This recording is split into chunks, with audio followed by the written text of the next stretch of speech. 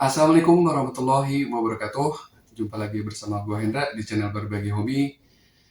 Setelah sebelumnya gue udah buat video unboxing untuk Ortus 8 Hyperglide 1.3. Gue mohon maaf kalau misalnya untuk video impresinya jedanya lama banget karena ada suatu hal yang harus gue lakuin, gak bisa ditinggalkan. Jadi akhirnya baru sekarang gue bisa upload lagi untuk impresi sepatu Ortus 8 Hyperglide 1.3. Buat yang baru mampir di channel ini, gue ingatkan kembali kalau misalnya bisa support channel ini dengan cara like and subscribe, supaya channel ini tetap bisa berkembang dan lebih baik lagi. Kita balik lagi ke Ortus 8 Hyperglide 1.3. Sebagai informasi, sepatu ini gue beli sendiri. Dan sebelumnya gue udah pernah coba juga Hyperglide waktu seri yang pertama. Untuk yang 1.3 ini Hyperglide sebenarnya nggak terlalu beda jauh ya secara desain. Cuma update dari upper-uppernya, bentuknya, desainnya. Ya, secara desain gue masih oke untuk Hyperglide 1.3 ini, warna-warnanya juga, terus peletakan atau layer-layernya gue masih suka untuk Hyperglide 1.3. Yang gue pakai ini adalah size 44, berbeda sama versi sebelumnya, yaitu yang pertama gue pakai size 43. Kenapa gue pakai size 44?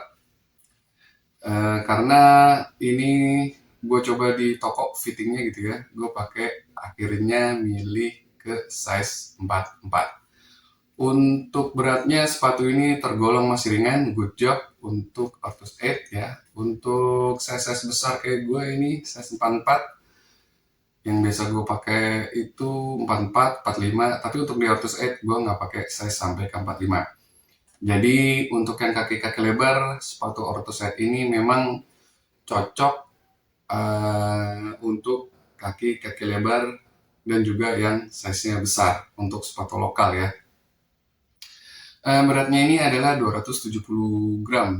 Jadi memang masih mempertahankan sepatu lari ringan dari Ortus 8. Terus kemudian untuk bagian atasnya terbuat uppernya dari mesh ya, dengan pori-pori yang kecil-kecil nih lubangnya, dibalut sama bagian TPU tipis ya di bagian depan, terus juga ke samping.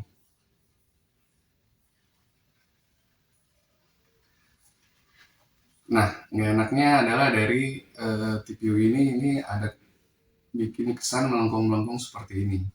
Untuk pemakaian itu nggak masalah, tapi kelihatannya nggak enak aja sih menurut gue. Tapi secara overall nggak ngaruh pada saat pemakaian.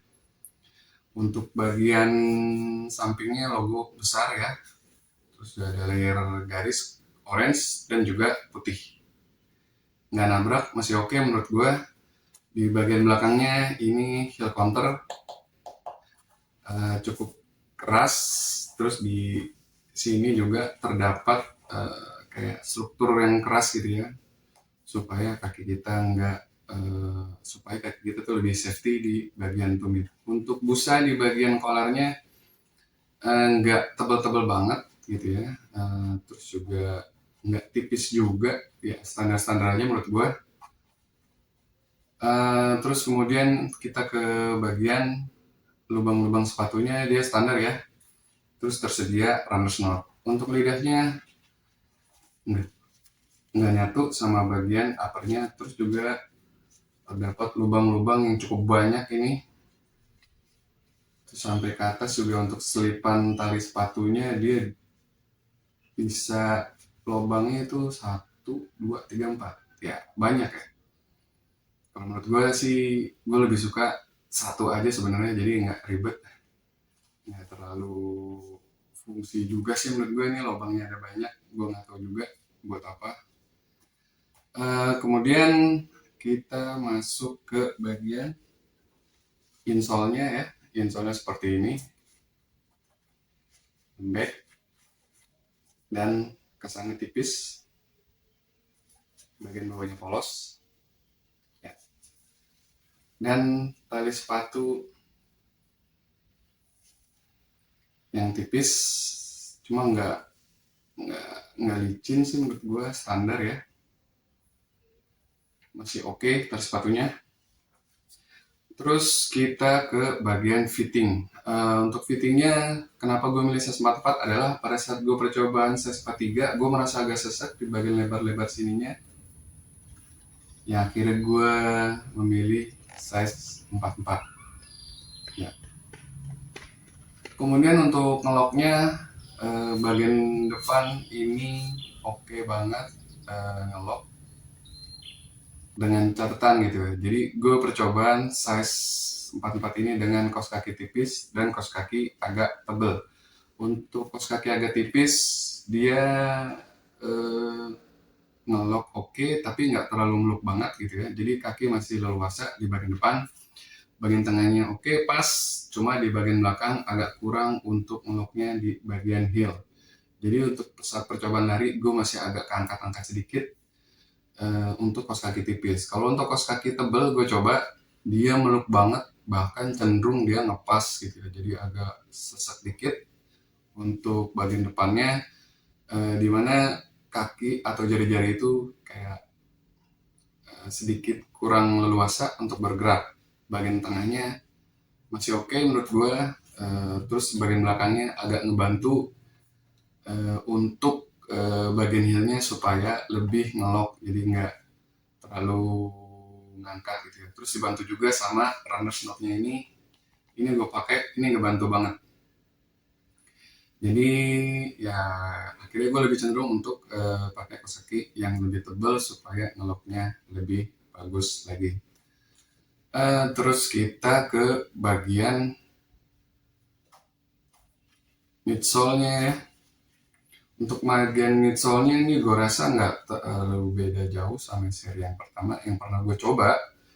Dan feel-nya pun gue merasa nggak terlalu jauh perbedaannya. Pada saat yang pertama itu gue impresinya kurang bagus, karena mungkin kaki gue atau otot gue pun belum terbiasa banget. Jadi baru pertama pakai, itu gue langsung merasa di bagian lutut. Nah, untuk yang Hyperglide titik 3 ini gitu ya, dengan feel midsole seperti ini, dia empuk, tapi gue merasa empuknya itu empuk gak kaku gitu ya, empuknya empuk agak kaku. Jadi di bagian depan itu kalau napak itu feel-nya kayak hampir flat gitu ya, masih ada berasa empuknya dikit, tapi kayak berasa hampir flat. Kemudian untuk di bagian belakang dia lebih empuk. Kalau kita misalnya menumpu pada bagian heel. Jadi ya itu yang gue bilang, feel-nya empuk tapi agak kaku gitu ya, impresi gue. Tapi dengan midsole seperti itu bisa melindungi kaki kita kalau misalnya kita di trek-trek yang kurang bagus, di mana treknya itu misalnya ada kerikil-kerikil atau batu-batu gitu ya, yang bisa berasa gitu di kaki. Tapi midsole seperti ini itu lebih cenderung melindungi. Terus untuk pemakaiannya, untuk pemula gue rasa masih bisa ya untuk mencoba pakai sepatu ini. Untuk satu gitu ya, one for all, sepatu ini masih oke gitu menurut gue. Untuk daily training masih bisa menurut gue di kaki gue ya. Buat easy masih oke, walaupun secara keempukan gue masih belum cocok untuk Hyperglide ini. Untuk recovery gue enggak, karena ya tadi empuknya tuh beda banget dan gue merasa nggak cocok banget feel-nya. Terus untuk long run menurut gue masih oke, masih bisa. Terus untuk speed juga ini menurut gue masih bisa gitu ya, dan masih oke banget. Gue juga ada sesi percobaan untuk speed, dimana gue coba untuk atlet ya, atlet versi gue dengan pace gue gitu ya. Dia masih oke dengan speed yang tadinya pace easy, terus tiba-tiba dia cepet nih, masih oke banget ya, masih oke banget untuk speed ya mungkin juga dipakai untuk tempo juga dia masih oke banget karena sepatu ini ringan dengan bentuk midsole seperti ini yang cenderung rata terus mengandung sedikit ke depan. Transisinya sebenarnya menurut gue masih oke, cuma dia bukan ngedorong dari si midsole-nya, tapi ini lebih dikarenakan sepatunya yang emang ringan menurut gue. Jadi kita kebantu banget untuk ngangkat terus untuk langkah ke depan. Jadi untuk speed masih oke. Cuma catatan dari gue adalah dengan sistem locknya yang agak kurang di bagian belakang menurut gue. Untuk lari 12 menit mungkin masih oke. Cuma untuk yang teknikal seperti kayak satu run, gue masih agak ragu untuk pakai sepatu ini karena sistem locknya masih agak kurang di bagian heel atau di bagian belakang. Jadi cocok-cocokan dengan bentuk kaki kita sama pemakaian kaos kaki kita. Itu yang gue rasain di kaki gue. Untuk bagian outsole-nya dia sama aja seperti pendahulunya dengan bentuk outsole rubbernya yang di bagian depan terus juga tipis-tipis ya. Juga di bagian belakang ini berguna banget ngurangin bobot si sepatu. Untuk pemakaian untuk 300, 400, mungkin sampai 500 kilo, gue rasa ini masih oke. Outsole-nya rubber yang di sini selama pemakaian masih standar-standar aja. Terus juga form lari kita masih oke gitu ya, nggak terlalu jelek-jelek banget. Gue rasa ini masih cukup awet. Jadi sepatu ini masih bisa untuk menjadi pilihan sebagai daily trainer. Cuma daily trainernya oke banget itu kalau di gue enggak, tapi masih bisa sebagai daily trainer. Oke, untuk sepatu Hyperglide ini impresi gue cukup segitu aja. Tunggu video-video gue selanjutnya, ada sepatu apa lagi. Terima kasih yang udah nonton. Wassalamualaikum warahmatullahi wabarakatuh.